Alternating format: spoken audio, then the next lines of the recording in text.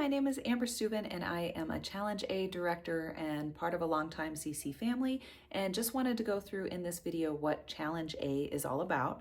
So if you are a family that has been in the CC program, like in Foundations and Essentials, and now your oldest is now coming up to the challenge levels, this is going to be really helpful for you.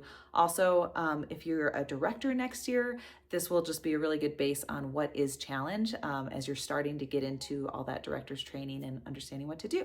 So we're going to jump right into it. The first thing that I want to do is a little bit of just a compare contrast of Foundations, Essentials, and Challenge. And if you're new to CC or Classical Conversations and you don't know what I'm talking about with Foundations and Essentials, I'll explain some of it, but I bet most of the people watching will be familiar with those two. So let me just kind of mark these out. And then we have Challenge. So the whole of the CC, the Classical Conversations program, was made with Challenge as the first part that was designed, and then Foundations and Essentials are what are the things that you need to bring up to the challenge level. So if you are coming into CC, know that challenge is what you ultimately want to get to. That is the pinnacle of the program. And these are the steps that are helping you get to this. So you absolutely want to get to the point of challenge. You don't want to do this because you're not really going to fully see the benefit of the challenge years and everything that we're developing in a student unless you get to that point. So going into Foundations and Essentials, some people drop off, but you're really missing what's the cream of the crop of Classical Conversations. So a little bit on the differences. So Foundations is the level for the elementary level pretty much. And then, so kind of I think it starts at 5 through 12-ish. And then Essentials starts at about 4th, 5th, 6th grade. So Essentials are usually those years of like upper elementary. And so kids do Foundations in the morning, and that program is usually from 9 to 12 noon for Foundations. And then there's an hour-long lunch break. And if you have a student that's in that upper elementary, then they're going to Essentials, and that's usually from 1 to 3 for Essentials. And we have been in multiple communities across multiple states, and I have pretty much always found that we start at about 9:15, and we go till about 3 with a 1 hour lunch.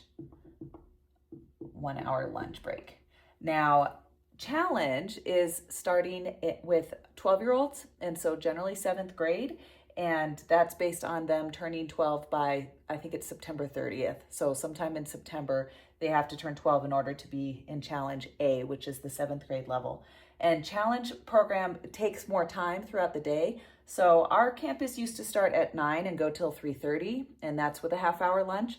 But we had so many kids that were doing athletics in those high school years and stuff that we were losing people at the end of the day. So we have gone to a schedule of 8:30 to 3, and we have, we have a half-hour lunch.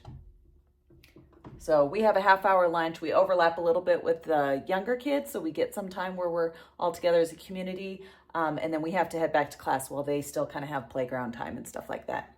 So it's a longer day. It's also a longer season. So the season for Foundations and Essentials is 24 weeks long. And usually what I have found in communities is that they'll do like 3 weeks on, maybe 1 week off, 3 weeks on, 1 week off, or some variation of that. Maybe if there's a holiday or something, that'll be their week off, tying together with a holiday. Whereas Challenge is a 30-week program. So we usually have to start sooner. We usually go a little bit longer, and we don't get as many breaks throughout the year as the younger kids do. And then another deal, is that for Foundations and Essentials, parents stay for that program. So the parent stays on campus. Parent stays on campus. You're hearing the grammar work. You're being there to help keep your kids focused and make sure that they're doing what they should be doing, and helping understand the program and everything. You're kind of learning alongside so that you're able to work on stuff and teach stuff at home. So the parent stays. The challenge years, it's a drop off. So parents drop off. So you drop off your student. You're welcome to stay and watch for any of the classes or be in any of the classes, but you don't have to. And so most parents are dropping their kids off and then coming back and picking them up at the end of the day. And then probably the last thing are the capstone projects that you have. And I don't know that Foundations really has a capstone project. I guess they're building a lot of memory work. And so at the end of the year, they could do something called Memory Masters, which is where they're able to display how they've memorized so much stuff. So I suppose for Foundations, you could say that Memory Masters is your capstone. And then in Essentials, the afternoon program, they have a capstone project called Faces of History. And that is pretty much where they source from at least 3 different places on a person that they're going to do a research paper on. And so they're pulling from 3 different sources. They're making outlines. They're putting together a compiled essay and having this 5-paragraph research paper about somebody famous in history. And they usually dress up and do a lot of cool stuff. We do a museum at our campus. So that's a fun project, and that's their capstone. The capstone projects for Challenge differ in each different year of Challenge. So the capstone for Challenge A is a science fair. And we'll talk a little bit more about that when we talk about the research strand. I'm not going through all the capstones right now for here, but for A, it's the capstone project is science fair.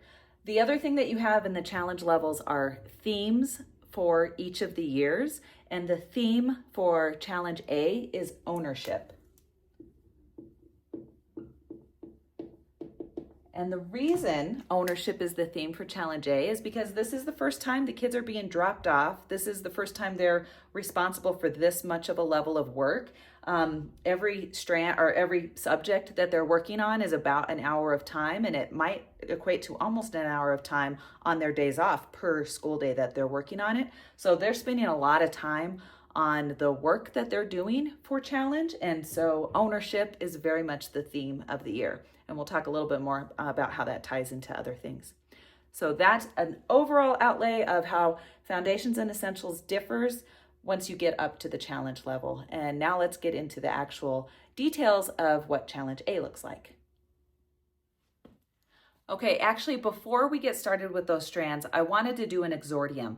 And an exordium is pretty much just an attention getter. So it could be a quote or a challenge or a question or a statistic, something that starts the conversation. And the students will actually learn how to use these in their persuasive essays on writing, but we also use them when we are starting our strands or our discussions throughout class. So the director is going to use a number of exordiums to have a conversation with the kids because so much of Challenge is about conversation. So we're going to do one ourselves. So the quote, "Give me liberty or give me death." So let's start. A lot of people have probably heard this quote. Let's start by defining some of our terms. And so when I'm doing a Challenge A presentation to a group with my incoming Challenge A kids and the parents, I'll say, give me some definitions. Define death. Okay, so death might be easy. Death is, absence of life. Liberty.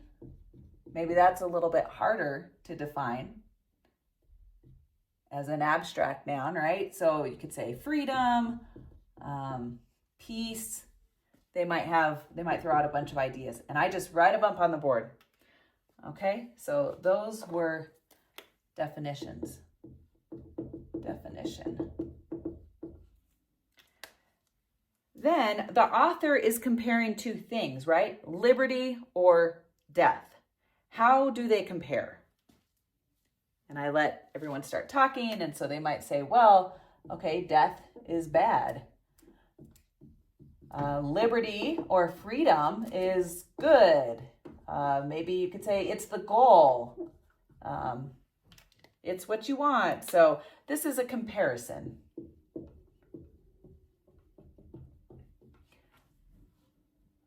And then I say, anybody know who said this? And I might get a student that knows. I usually have parents who know the answer to this, and they'll say, Patrick Henry.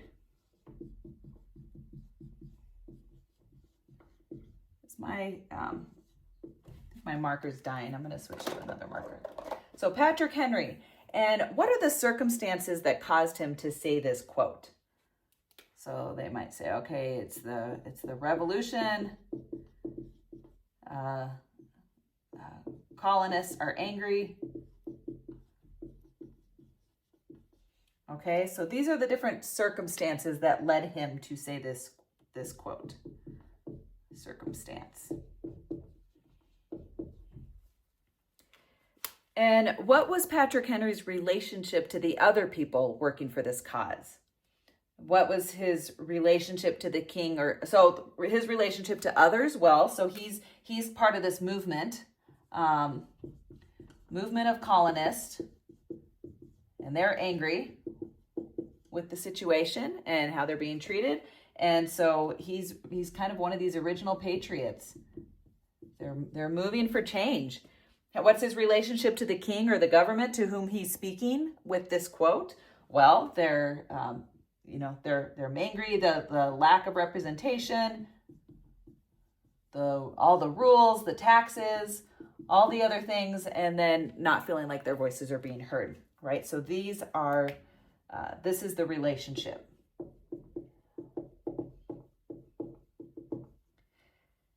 And then, do we feel that his statement is a good representation of what people at the time would have felt? Did he have reliable knowledge of what was going on? And a lot of people would probably argue, yes, Patrick Henry was one of the big leaders of everything. So he definitely has some pretty good knowledge. He's being a voice for the people. So he's a voice for them. He's one of the leaders. He's representing a bigger group of people who are angry about this and using his platform to represent them. So he's probably a pretty reliable authority, or we can trust that testimony of what he's saying. That probably is how a lot of people felt at the time. So we just took an important quote from American history and had a conversation where we analyzed the definition, comparisons, the circumstances, the relationships, and the testimony of the speaker. And we call those 5 things the 5 common topics. Welcome to Challenge. So this is what Challenge is about. Challenge is where you take those pegs of information that you were learning in foundations, or that your student was learning in foundations, and the structure and the building of all that was done in essentials, and now they're to the point where they are expressing their own opinions. So before, there was a lot of sit and listen and learn the grammar, and we made it fun, and we had songs. And now we're saying you are an important human being who has these ideas and these opinions, and we want you to be eloquent and persuasive and effective in helping other people understand your point of view and believe in your point of view, or be able to analyze something from history or something that you're reading and be able to pick at it and better understand where was the person coming from. Are they a valid authority on the matter? What was really the relationship, and how does that affect what they were saying and whether or not we trust it? So these are the types of things that we want to teach our kids in Challenge. Okay, so I hope you enjoyed that Exordium. Let's get into the details for Challenge and what the day actually looks like. So in Challenge, all Challenge levels of CC, there will be 6 different strands. And a strand, you can also think of a strand as a skill. And so there's a reason they don't call these subjects, because subjects can change throughout the different years of what you're doing. But the idea with CC is that there are 6 skills that we want our children to master. And we might use different subjects to work on those skills and learn those skills, but the skills are still the essential thing that they're learning. And so the 6 skills or strands that we have on all the Challenge levels, and this is no particular order, it's just the order I happen to teach it on my community days, is logic,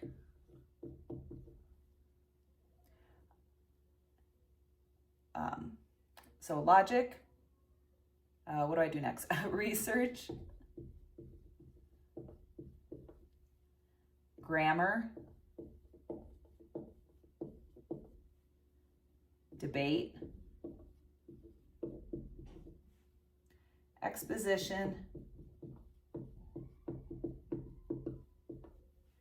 and reasoning.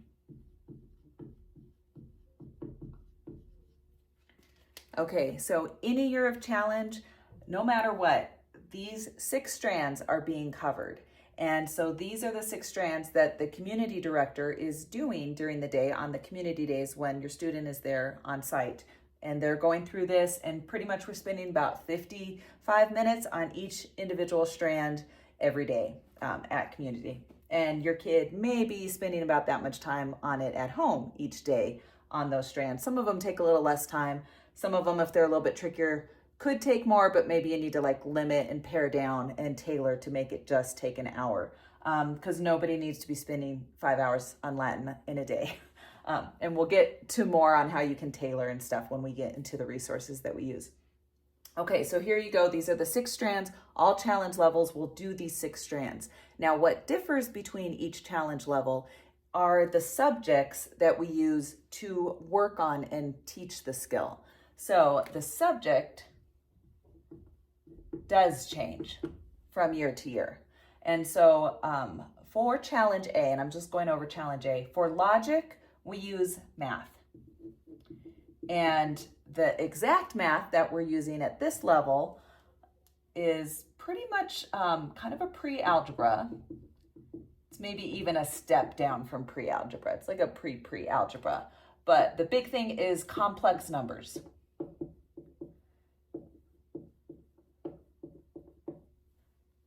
So complex numbers, that just means we have real and imaginary numbers. And if you don't know what all that means, we have a whole thing on Math Map and how the math stuff works. So there's a whole video introducing some of that stuff. So don't worry too much about that. But think of it as the logic strand is math. We use math to build our logic abilities. And in this level, it's kind of like a pre-algebra using complex numbers. In research, that's pretty much your science strand. So I'm just going to write science, and then I'll go through each of these and what we're actually using as resources for these. But you can think of research as science. Grammar, so there's a huge focus on grammar on essentials, the essentials training in classical conversations, right? So if you've been in that, you know that your kids are learning the parts of speech and they're diagramming sentences and they're learning how things fit together and clauses and when is it okay to use certain clauses and how do the words fit together and all that stuff. Well, they have learned so much. They know probably by the time you finish essentials, your kid knows more than a lot of public school high schoolers do on grammar. So how do you keep building that grammar knowledge? Well, at some point you're going to have to use Latin because Latin is that foundation of where that grammar comes from. And so as you learn the Latin, you're having a better understanding of how English grammar works when you understand Latin. So Latin is your ability to continue understanding grammar and understanding how things fit together. So we use Latin to cover grammar, and that is consistent through all the years of challenge. Debate varies a lot in the different years. So once you get to challenge 1, which is kind of freshman year of high school, the kids are actually learning formal debate and they're starting to do team policy debates and stuff like that. So they start that in freshman year. But at this level, they're not quite ready for that. But we want to build up their vocabulary and their understanding of the world, and we want them to know how things relate and how things tie together. So when they start doing those more history-focused years in high school, we want them to understand the countries we're talking about and the places and how things interrelate. So the focus for debate in Challenge A is cartography. Okay, so maps, understanding the world, how things relate, geographical terms, things like that. Exposition is our literature. So our books that we read, and then our writing of persuasive essays. And so that's the kind of exposition part of it. Writing of essays. And I'll discuss a little bit more on that as we go through the items we're using for each. And then reasoning is maybe what you think of when you hear the word logic, because your traditional logic and some of the classes you do in later challenge years come under the reasoning strand. So it's helping us reason and find fallacies and arguments and determine where people have flaws in their arguments and how to be a more productive speaker, and improve our rhetoric skills and persuading people to our opinions and stuff. So that is what reasoning is about. And in this year for Challenge A, reasoning is a lot of fun because we get to introduce it with 2 different ways. And one is using analogies. So that's kind of like in a relationship, the way things are tied together in your writing. And then we have fallacies. And we're just covering some of the basic logical fallacies. And so it keeps it at like a really high level, but a really fun level. And it lets these kids who are entering these teen years and they want to argue and they want to make their points and they're wanting to be their own person and have their opinion and try to argue for different things. And this lets them make more solid arguments. It also means that they might start picking little flaws in our own arguments as parents sometimes. So you got to watch that a little bit. But that is an idea of what the subjects look like for Challenge A for the different strands. So now let's talk about the actual resources that we use for each of them. So logic, which I mentioned is math, in Challenge A uses the Math Map, which is CC's own math program. We actually just started it this last year. This is an example of what 1 week booklet looks like. I just pulled this from my daughter's packet because she's working on this next week. And I have a whole video that goes through more on the Math Map. And I suggest you watch that if you're going into Challenge A next year so you can kind of understand what to do. And I also want to mention that, see on hers how I kept her stuff all bound together. Highly recommend that for the kids. They just don't seem to be as organized to like break it all apart and then keep a hold on to it at class. So I kind of cut all my stuff open and put it into binders, and it works great for me as a director, but it didn't work so well for my 12-year-old. So I would recommend for the kids that they keep theirs bound together.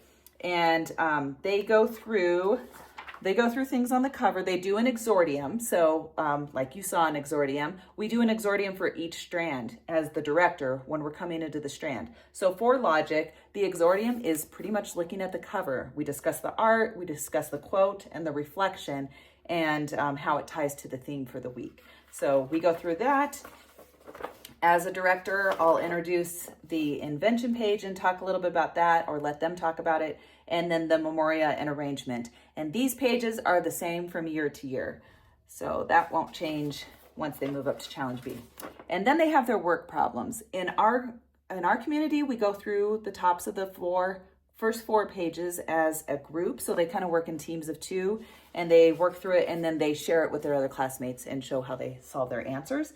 And it just helps give them some of their work to be completed and an understanding of it so that they can work on it at home. So Math Map is the resource for the logic strand. And that will be the case for, so it's Math Map, and in Challenge A, it's complex numbers. And again, complex because we're introducing imaginary numbers. The years before in Math Map, they're adding more numbers. So they start with just like 0 through 9 as a first grader, and then they're adding more numbers. And then eventually they add fractions, and then they add irrational stuff like pi. And then when you get to 7th grade, now you're dealing with real and imaginary numbers. So you have those guys, and they talk a little bit more about that when we're in complex. So that is the logic strand. Okay, science or research strand. So research strand is broken into 3 10-week periods. So there's the first 10 weeks, the next 10 weeks, and then the last 10 weeks of the 30-week year for challenge. And the first 10 weeks, we're doing nature studies and drawing. So nature studies and drawings.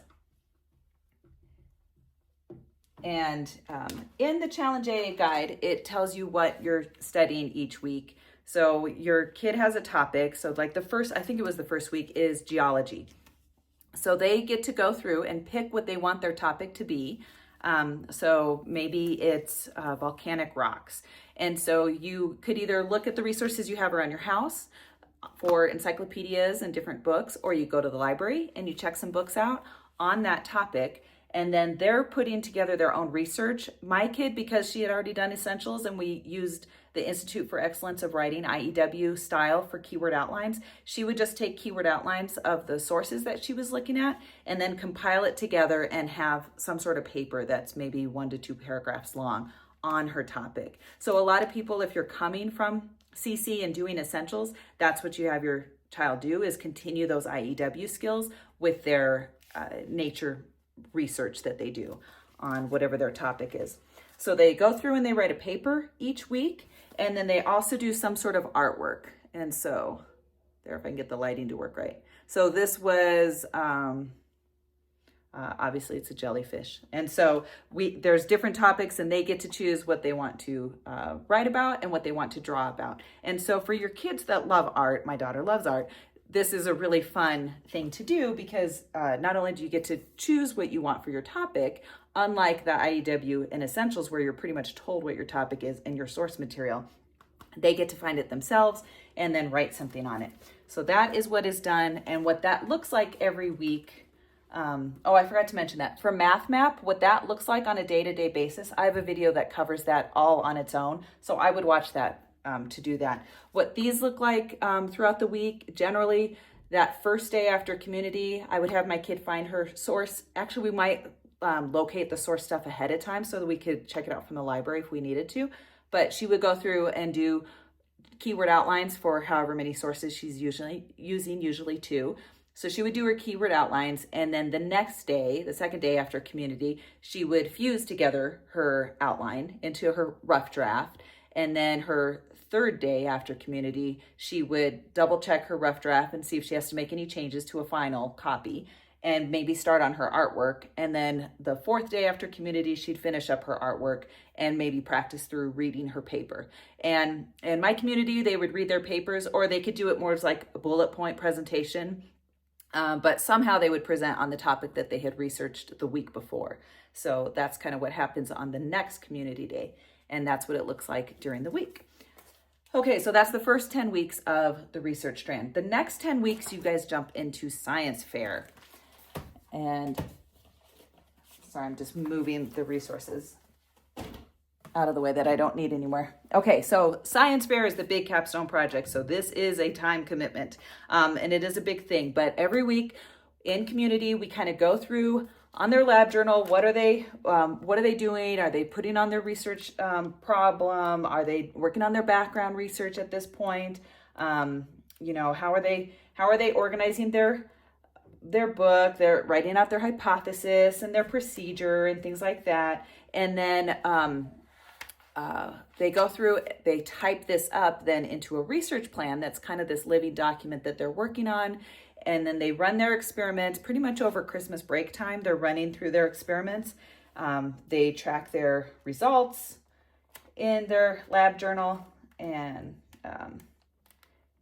so if I can find where she's got hers. Okay, so they're tracking their results. They have to type that up in their research plan, stuff like that. And then they're kind of finishing up their conclusion when we're coming back from break. And then they can take what their lab journal is now done at this point.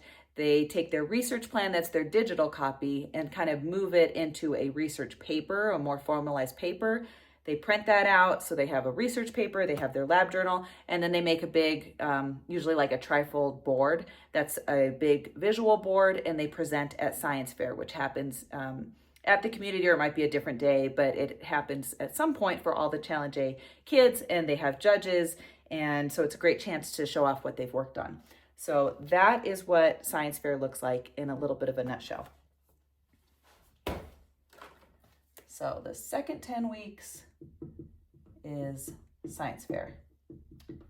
And then the last 10 weeks, we are actually in our last 10 weeks right now in my community, is all about anatomy. And so this is actually the Challenge A guide. And within the Challenge A guide, they have the visuals for 10 different body systems. So things like respiratory system, digestive, the heart, circulatory system, skin, skin, brain, skeleton, eye, neurons, ear. There you go. That's the different systems. So they don't quite go through everything, which is just fine because there's certain systems I don't necessarily want to go through as a tutor. I'm going to be happy to let the parents go ahead and do that. But for other systems, it's fun to just kind of go through this. They learn how to actually draw the whole system. And so the idea is that we introduce it in class, and then they go through and they are practicing drawing this and labeling it, or some variation of that. So if you have a kid that dyslexic or maybe isn't a big writer, maybe you're just having them working on drawing it, and then you cut out labels of the different parts and you just have them label to it, and try to add where the labels go. You can always do stuff like that to tailor it to whatever your student can handle and needs, because the whole goal is just to help them learn this and get better at this, not to make this like this huge frustration where they feel like they can't achieve something or participate. And we try to have fun things in class where we experiment things or put things together or do different games and stuff like that to make it exciting for the kids to learn about it. So that is what the last 10 weeks are for the research strand anatomy. Okay, next thing is grammar, which is Latin. And for Latin, they use Henley books. So Henley is the name of the author. He was actually a Catholic priest. They're written from the 40s, like 1940. So yes, it's maybe a little dated, but there's a few reasons I think CC uses these. One, it is written from a Christian perspective. And so you're learning the Latin word for God and Christ. I mean, this should be obvious that you have this in your Latin material, but trust me, we've used secular Latin stuff and they don't go through all that. So it's nice that it's Christian based, and you'll have stories and some history stuff with ancient Rome at the time and how that was how Christians were affected during that time. And that is the type of thing that continues as they go through their challenge years and they're learning more about that. So that is a really nice feature. The other thing is that these books, they haven't changed in a very long time, right? And they're not going to be changing. The author isn't alive anymore. So you can find copies of these used, and usually for a very good price. So you can find used copies, or even if you had to buy them new, you can spend like $30 or $40 maybe, and you have these copies. And these two books, they are going to use in Challenge A, Challenge B, and Challenge 1. So in Challenge A, we go through the first 15 lessons. And so I have my book marked up to lesson 15. In Challenge B, I think they go up to lesson like 45, 43, something like that. And then in Challenge 1, they go through the whole book.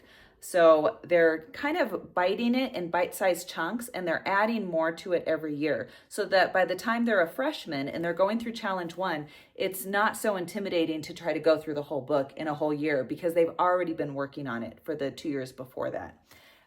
So I think because it's budget friendly, because it's Christian, I think those are main reasons why CC has used them. But a lot of people will tell you that they're maybe a bit dry and not the easiest way for kids to learn. So the guide will lay out, these are the pages to go through and read, but you might find that your 12-year-old is still struggling to understand the Latin. And that's where other resources come into play. And so there's a lot of companies, even Christian-based companies, that have resources for learning Latin, like Memorial Press has one that a lot of people like. But the problem with that is if your kid has been in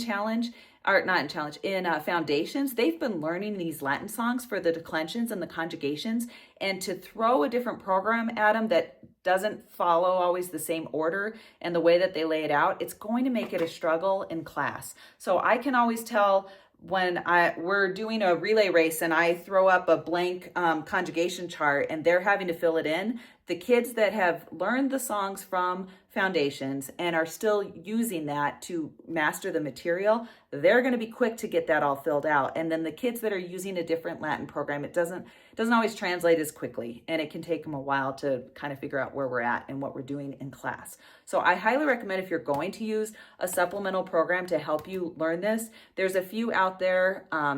I Heart Latin, I think, is one that's on mostly on YouTube. I think it's mostly free or low priced.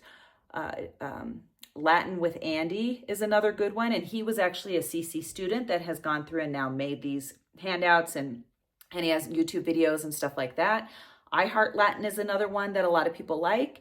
And so she's been a CC mom and so understands all of that. And then Jam with Latin is the one that we use. I like it because it has daily videos. So my daughter knows exactly what she has to watch for the day. She has a worksheet that goes through. So she doesn't actually do the assignments per se from in here. She does the ones that are in Jam with Latin, which is usually just kind of like pulling from or making a similar one to the ones in here. And it's a ton of memorization of flashcards and just trying to put stuff into memory, because Latin is not the thing that they're just going to learn by osmosis of like sitting around their classmates and hearing their classmates do stuff and be able to learn it. They have to spend time.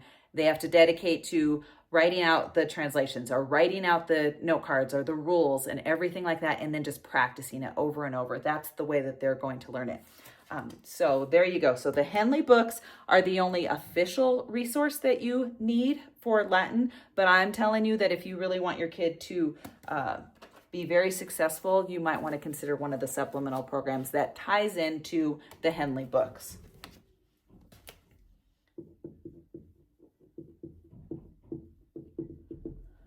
Okay, so the next thing is cartography. And CC actually has a cartography book that they sell. It's in the bookstore, and this is the one that we use. So we discuss this a little bit. The kids always bring it, and we'll go through and they'll have an example of what they're supposed to learn for the week. So here's some of our Scandinavian countries. It'll show them the country names, the capitals, bodies of water, mountain ranges, important stuff like that that they might be expected to know. And then in the guide, it's telling them what they're kind of working on for the week. So they'll have this. They'll have kind of a blank that they could trace over in order to practice. And then they have some reading that tells them a little bit about the area or what they would need to know, usually some historical base to it. Because people go, where's the history in Challenge A? Well, there's plenty of history in understanding these places.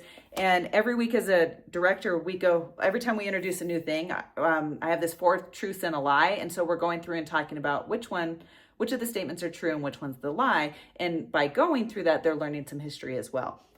So they use their cartography book. They're breaking up the world into smaller chunks, but ultimately at the end of the year, they are drawing the whole world by memory. And how well they do that, it just kind of depends on the type of kid they are and how many times they practice. Throughout the year, we divide things by continents, and then they're drawing it. So like one of my students, this is probably my student who is the best at remembering most things. And so this is an example of what his map looks like for Europe on the assessment day when we came in and did assessment. So it can be done. Now, not all my students look like this. My own daughter's does not look like this. He's very exceptional on maps. It's his thing. But it can be done. That's the point I'm trying to make. And then the other thing that they work on in the debate strand are geography terms. And this isn't necessarily a book they need to use. Some kids just keep a notebook and they write down the geography terms. So there's a listing. These are the terms for first semester, and then there's a grouping of terms for second semester. So altitude, bay, beach, what do these things mean?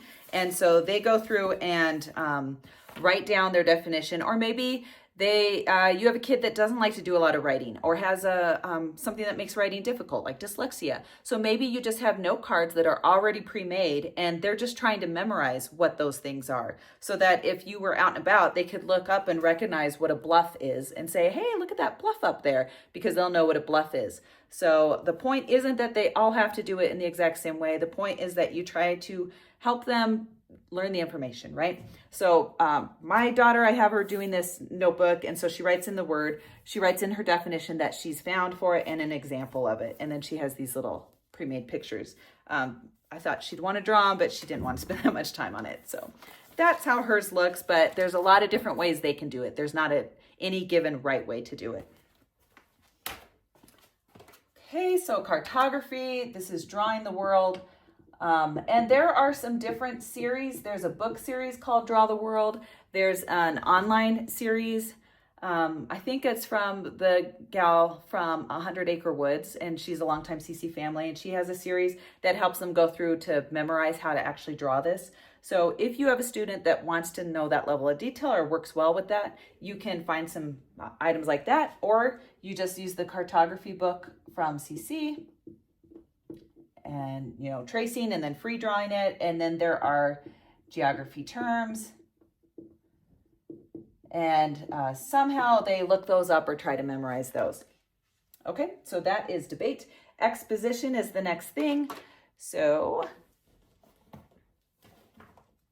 CC has it's heavy literature. It's a heavy literature program, and that starts with 7th grade and with the challenge years. And if you have a student that is not a reader yet or struggles to read, there are ways to listen to them on audiobooks. There's also a really nice man that calls himself Internet Grandpa. He is the grandfather of a Challenge A student who had trouble reading. And so the grandpa has gone through and actually read all of the books from Challenge A on YouTube. And so you can just go to YouTube and listen to him read the books to you if you can't find a copy through your local library of the audiobook through like Libby or Hoopla or whatever, or you don't pay for Audible or whatever. So there's other ways to find it for free. I also have a parent who reads the books to a student who needs the help. So you as a parent can still totally read the book to the child. So there's nothing against that. Audiobooks count, okay? So they don't have to read it themselves. But if they are reading it, these are the books that we do. So first semester, they read Lion, Witch, and the Wardrobe, Magician's Nephew, so these are both C.S. Lewis, Carry On, Mr. Bowditch, Amos Fortune, and then Number the Stars. So that is first semester, the 5 books. These are all Newbery Award-winning children's literature. That's the theme for the year. And they all somehow point to ownership. So they all have this kind of like coming of age or an ownership that the main character has or has to take on. And that's part of the reason why they were chosen. Second semester, they read The Secret Garden, The Door in the Wall, Gathering of Days, Crispin, and The Bronze Bow. So those are the 10 books that we read throughout the year. And we discuss them using the 5 common topics, and then they write about them using a format called Lost Tools of Writing. And so the teacher's guide, which you'll need as a parent or as a director, kind of goes through what you're doing each day or throughout, how to get them to understand the assignment and what they're working on for writing. And then the student books are a little bit smaller. They go through the different essay formats. There's 9 different essays that they do overall with Lost Tools of Writing, but they don't do all of those in Challenge A. So in Challenge A, we only go through the essay types up to essay 6, and each of these essays adds on more components to the essay. So essay 1, I think, was as simple as doing, so they have what's called, your other kids refer to it as an Annie chart. That means affirmative, negative, and then interesting. So the kids will come up with a way to make an argument on the book. So should, one that's come up a lot in our class, should Polly have left Diggory in the world? And I don't want to give up too much, but that was one that was discussed in ours. So they pick a character and an action that they should or should not have done, and they'll make their statement, and that becomes their thesis. And then they'll make a chart of all the things that agree with their statement and are against the statement, and then just regular interesting things. And that lets them pull together the things that will become their proofs or their points of their paper. And so the first time around, the first essay, they just learn how to make some of those items, affirmative, negative, and interesting, and then how to kind of organize it as an outline. That's it. That's all they do for their first time that they run through an essay. So for Lion, Witch, and the Wardrobe, that's all they do. But then when it comes to the next book, they move through, and on essay 2, now they start adding something. So they start, they add more details to that chart of affirmative and negative, and they group together the points that they're making, like how are they similar? And so this one point, maybe these are all the sub points to it. So they learn to start pulling in those components into their organization, and that becomes the additional thing that they do on essay 2. So it moves at a really slow pace, but by the time they're using Lost Tools of Writing in challenge 1, and by the way, they use it in challenge A, challenge B, and challenge 1. So by the time they are in challenge 1, they are making an 11-paragraph persuasive essay that's including thesis, antithesis, division, parallelism. You're including all these different parts to that essay in order to build your strong case, and they're making a massive essay. And so we are slowly giving them bits of that and teaching them parts of that to build up to that point. So that is what Lost Tools of Writing looks like. And it feels really simple when you start into it, but it starts building and it adds more to the depth. So Lost Tools of Writing.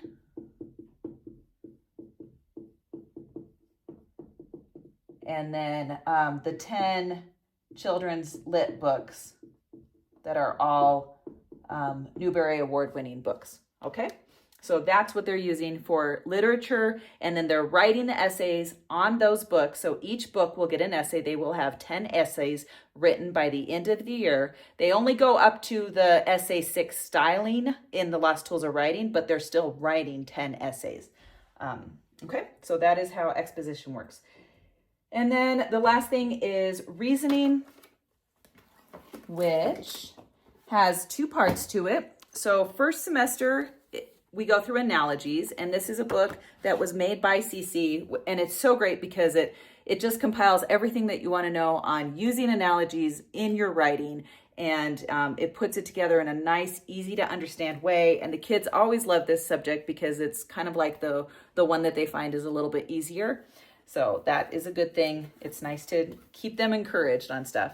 But the way that analogies works is that we go through as a class. So as a director, I go through the basics and go over the topic. We go through and we do some sample work. So they give some sample problems that you're going through and working through together as a class.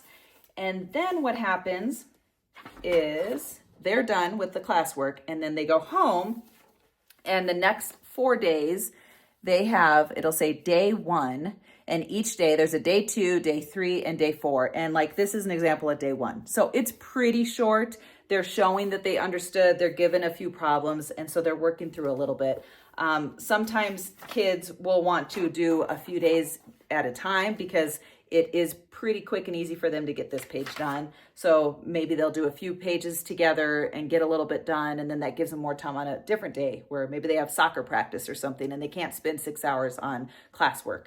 So analogies is nice because it's a little bit lighter and it doesn't take as much time as some of the other subjects. So Analogies for All of Us is the name of the book. Okay, and then the second semester, we move into the Fallacy Detective. So Fallacy Detective is a really fun book. I mean, like, look at the cover. You can tell it's going to be a fun book. So we go through and we talk about fallacies. So what is a fallacy? And we are only doing the logical fallacies. And there's a ton of other types of fallacies, and they get to learn those in their later challenge years. But for now, we're sticking to simple fallacies. We're talking about red herring. So you trying to distract my argument by talking about some other thing that doesn't even relate? We just talked about straw man this last week. So, you're arguing one thing and I blow it up into this bigger argument like, oh, you must hate all things like this. Well, I'm not saying that. I'm saying the one argument. So they're pretty much learning how to argue in a more effective manner, which you may or may not want, but it's important for them to learn that. And it's important for them to hear the fallacies of other people's arguments so that they can be smarter and brighter and think for themselves and recognize where there's problems with other people's arguments. So that is a big goal of what we're trying to do with Challenge. Teach them how to think, right? Okay, so Fallacy Detective. And we have a lot of fun with Fallacy Detective. We go over the answers in class. The kids will put on little skits and do fun stuff. So it ends up just being kind of a fun strand. It's my last strand for the day because I have to make math my first strand while I have their brains working and thinking. And by the end of the day, when they're getting anxious and they've been there all day, we have to put fallacies or analogies because that's just where their brains are at the moment. So that is an example of what Challenge A looks like. I hope this was helpful for you to understand what that's going to look like on a day-to-day basis at your household, and what to expect and what the different resources and books are and why you need them. And hopefully this was useful to you. Thanks so much for watching.